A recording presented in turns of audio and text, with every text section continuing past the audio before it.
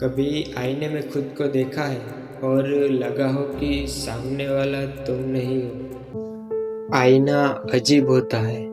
वो झूठ नहीं बोलता, बस वो सच दिखा देता है जिसे हम कभी देखना नहीं चाहते। हम दूसरों में जो बुराई ढूंढते हैं वो दरअसल हमारे अंदर ही छुपी होती है। जब हम किसी को जज करते हैं तब अपने ही डर, गुस्से या कमजोरी को दूसरों पर फेंक देते हैं। इसे कहते हैं मिरर इफेक्ट। दिमाग में दूसरों में वही दिखाता है जिससे हम खुद लड़ नहीं पाए। इसलिए अगली बार तुम किसी से नफरत करो या कहो कि वो झूठा है, वो घमंडी है, तो एक पल रुकना और खुद से पूछना कि क्या मैं भी तो कहीं वैसा नहीं हूँ।